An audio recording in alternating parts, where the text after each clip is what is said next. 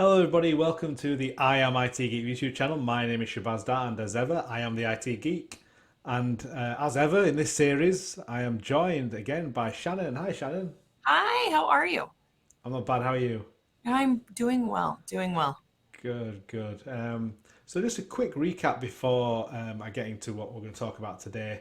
In episode one, we kind of went into sort of demystifying that sort of licensing and that initial configuration, and we showed that image of your Azure ADP2 sort of license on the left, I think it was, and on the right hand side we had the Enterprise Mobility E5. And we just showed like the differences, and especially around the IT identity and governance area.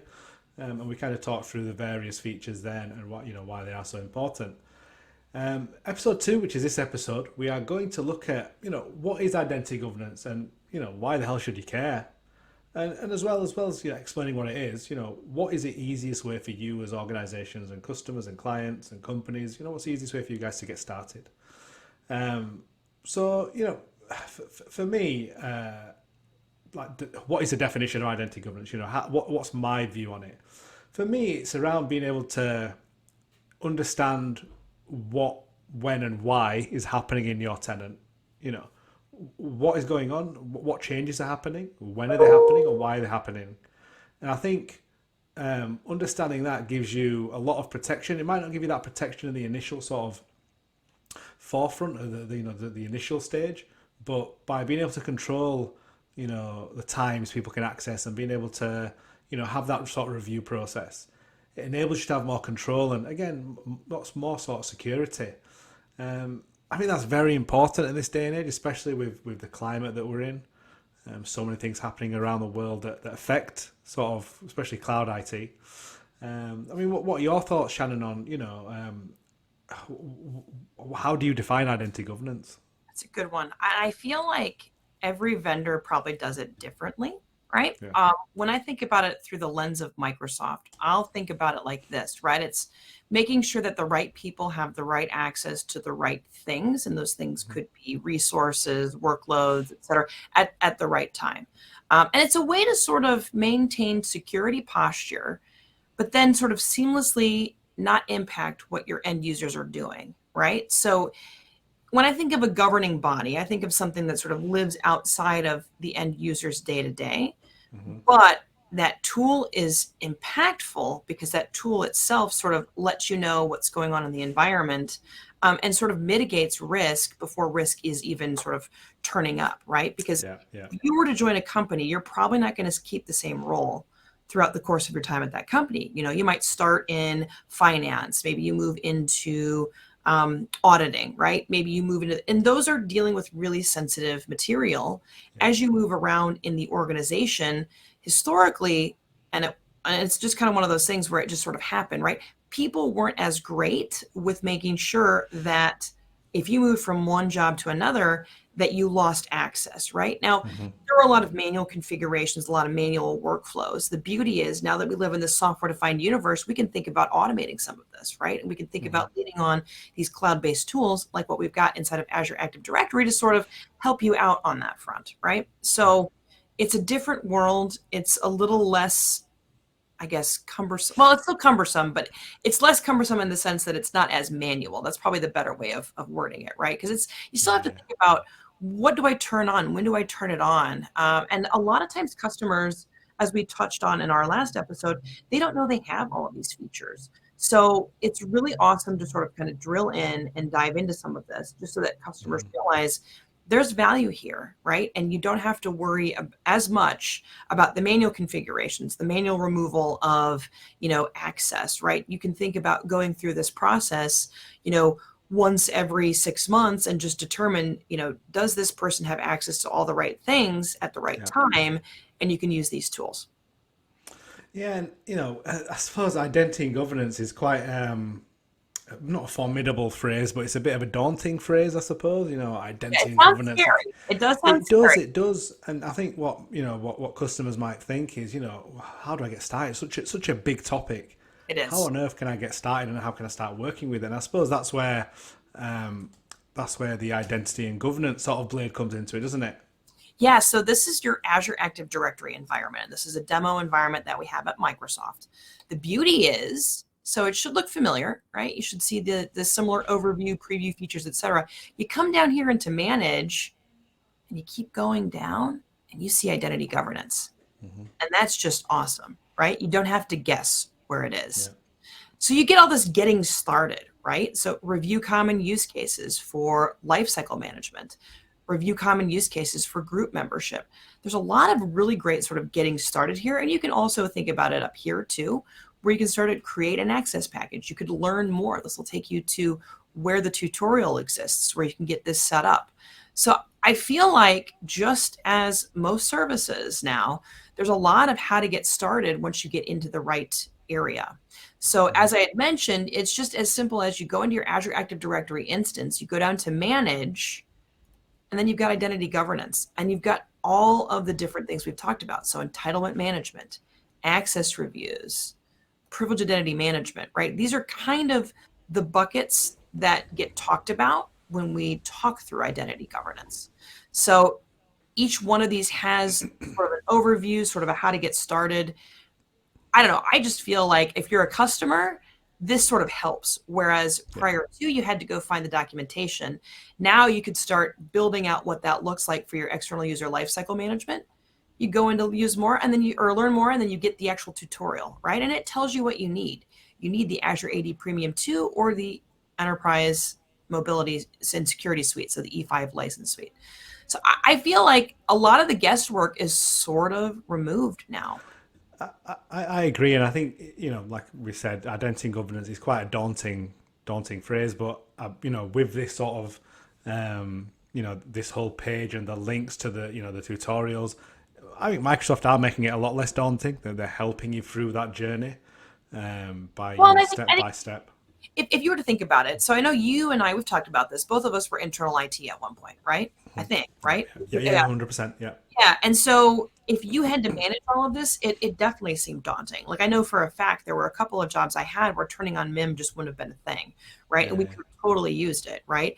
But this sort of takes a lot of the extra infrastructure that you'd have to normally spin up if this was like sort of an on-premises solution, and it hmm, simplifies it and it sort of yeah, sets it up so that you're not having to do a lot of extra reading, a lot of extra, kind of configuration. I mean, there's configuration that has to happen, but it's not this inordinate sort of long task, right? It's a handful of configurations, a handful of things. There's a lot of community driven examples out there as well. yeah, So, a lot of good MVP type content, a lot of good community based content that are out there as well. yeah. And I feel like, Microsoft does a lot of great sort of how to get started. Sometimes we sort of lose a little bit on the end to end, but then we expand what we do with our community, right? So a lot of Mhm. bloggers will kind of showcase the full end to end, just so that you sort of get a feel for how to sort of configure it. But I don't know. It's been an interesting proposition seeing this space evolve in the last handful of years. So it GA'd back in 2018, and that's not that old, but it is No, sort no, of old. no. When you think about cloud. You're coming up on 4 years here, which feels like an eternity and a half if you think about how fast the cloud shifts and changes. And I mean, these services have evolved. So each one of these features underneath identity governance has gone through its own like evolutionary path. Yeah. So, and I feel like there's going to be more that happen over the course of the next 6 months, the next year. So it's definitely, there's no good time like the present to start Exactly. in on some of this, especially given the fact that you don't have to go and dig too much in the documentation like you used to previously. And I suppose that leads us nicely on to so far we've discussed the what, which is identity governance. We've kind of looked at the how, which is the identity governance blade. But the lingering question is why? Why is it? Why are we talking about this now? Why is it identity governance so important now? And for me personally, it's one of the it's like most things I think in cloud recently. COVID has accelerated so many things. We talk about how fast the cloud's moving. Right. There are reasons behind that, and I think COVID has been one of them. I say this quite a few to a lot of people. My whole thing is Azure Virtual Desktop, as people might know, and that whole journey has been so fast, and because of COVID, and we're now getting to the stage where the world as a whole is starting to go back to some sort of normality. It's not going back to how it used to be, Right. because what we used to do is everybody used to work from an office full time, 5 days a week, sort of 9 to 5. We're now getting back to remote working. You're sat at home in the States. I'm sat at home in the UK. I've been working from home today, but I'll be going in the office in a couple of days. So there's this new hybrid working now that's coming, and all the new jobs you see. Everyone's going, oh yeah, it has to have remote working. I personally think that's the reason why this is now coming into the forefront, and why it's even more important that you have that sort of control and view, that bird's eye view over your sort of governance and identity. I don't know what your thoughts are on that, Shannon. It definitely mirrors exactly what you're talking about. So the idea Mm, that, hybrid work is here to stay. mm-hmm. You think about all of the vendors, all of the different companies that had the 5 days a week you were in the office. Well, when I was commuting to the office, it was an hour to the office, an hour home. So that was two Yeah, extra hours of my day that I never got back. yeah, Now that I've been working from home, and I was working from home, for the most part prior to COVID, I was probably at home 80, 85% of the time. The bulk of my commute now is making sure the cats are out of the way, right? So think about how much more productive I can be if I'm just walking into my office and I'm dialing in and I'm doing what I'm doing, right? And we yeah, want employees to remain productive, right? We want to yeah, give them flexibility. We want to give them options. We want to make the whole process seem seamless, right? That just enables you as a company to have that sort of realm of, we believe in hybrid work. And yeah. so I think, why now? That's exactly it, right? We probably won't go back to being in the office full time like we used to. Mm-hmm. Mm-hmm. And that's not necessarily a bad thing, right?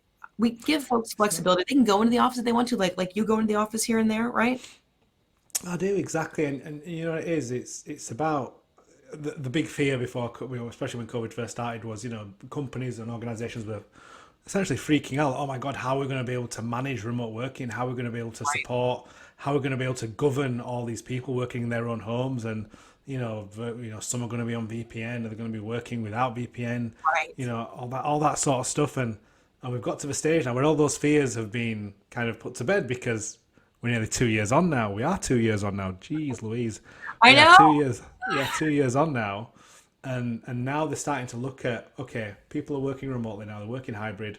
Now let's start putting some controls and auditing and governance in there. And this is why now it's so important. We're at that stage now where all the panic's gone. The panic of the pandemic is gone. Exactly. The reality that it sort of pushed folks towards this hybrid work environment, Hmm. that's going to be here to stay. That's going to be actually what maintains after we're sort of back to quote unquote normal, right? Yeah. Folks like 100%. that flexibility. And even folks have chosen to be fully remote. Like, Yeah. there's a lot of folks now who are like, look, I will come into the office once or twice a quarter. I don't need to go in even every week at this Yeah. point. I'm way more productive at home. I just turn my video camera on. You've got a lot more flexibility baked in that you never had before, because customers, well, not customers, I think of it like customers, but companies are listening, right? Executives are realizing that they have to be flexible, because people were able to be home more. They were able to be around and be available for their family more. They were able to run the kids to a doctor's appointment. They were Yeah. able to be home when somebody came and had to go service something in the house, right? Yeah. There's a lot more flexibility baked in. Whereas if you had that prior to COVID, you had to take half a day off or come in Yeah. late. Yeah. And that And sort of ruins your productivity too. it doesn't. You've mentioned that word again, the productivity. I think companies and organisations have seen, well, you know what, our staff are just being as productive or even more productive when they are working remotely. Right. So this benefits us really. Right. A lot of companies are getting rid of their offices. They're Oh, downscaling. and it's happening here as well. So a friend of mine recently said they closed out of their office in the suburbs. And of course, the unfortunate thing was they had an office manager. So they gave her an awesome compensation package, and they're giving Yeah. her glowing reviews because her role, she's accounting for people being there. But I mean, that's going to change too, right? These roles Yeah. are going to evolve. People are going to have to sort of move into areas maybe they had never moved into. So Hmm. unfortunately, in that scenario, it's sort of, well, I take that back. I didn't 100% err on the side of she was sort of in an awful situation. No, she was in a pretty good situation. She was set up for Hmm. success for the next job. But that makes me think, the traditional office roles that required somebody to be there, right? Hmm. That's going to change as a direct result of Yeah. this hybrid workforce. So, it is what it is, I think, right? Yeah. But Okay. rather than it removing, maybe it might evolve into something else. You know, you That's what, might. yeah, that's what I'm thinking. I'm thinking of that being more so like, well, we don't have anything open right now for you, so we're going to give you this awesome compensation package, and then her role will either evolve into something else, right? I think that's where, and I think that's just true of everything. I mean, think about your Yeah, own career. I yeah, started racking and stacking servers. I haven't done that since at least 2015, right? And I'm yeah. like, I've been hitting REST APIs like my developer friends, and so I just joke now that my role's turned into like I just play a developer on TV now, right? So so everybody sort of evolves, and I think that's what's happening with some of these roles that would historically have to be in the office, right? So and then having this software tool to help you as folks are continuing to do what they're doing, whether they're Yeah, remote, they're in the office, etc., that governs that that life cycle of that identity, regardless of where that person's accessing things, right? So is it from their iPad? Is it from their smartphone? Is it from their yeah, laptop that they just they check email on, and they occasionally build Word documents for the office, right? yeah, You want to make sure that that identity is protected. You want to make sure that everything they're accessing is protected. So yeah. that's why I think now it's very important. Perfect. So that's great. I mean, and that kind of brings us nicely towards the end of this episode. We've talked about what identity governance is. You know, our own opinions of it. How do we define it? I would be interested to know what our viewers, people watching, if you drop us a comment or a tweet. You know, how do you define identity governance? We'd love to hear that. Yeah, definitely. Um, we've talked about, we looked at the portal, the identity governance blade. So that's the how. You know, how can you, easy way to get started. And we discussed why now. So some really good discussion points there. But that is the end of episode 2. So in episode 3, we've got going to dig a bit deeper now. So we're actually going to talk a bit more about PIM. We've mentioned privileged identity management a few times. We're actually going to dig a bit deeper into it and about the specific sort of features available with it. So that is one to very much look forward to. But as ever, Shannon, thank you very much for joining me. Of course. And thank you to all the people who are watching. Please, I think this was like a motto in our last series that we did: smash the like button, smash the subscribe button. Yeah, we just cannot provide mice if you Yeah, smash and break your mouse. yeah, we are not responsible for any broken mice, of course. But yeah, thank you everybody. Thank you for watching. Thank you for the support. Thank you, Shannon. Thank And you. until next time, goodbye. Bye.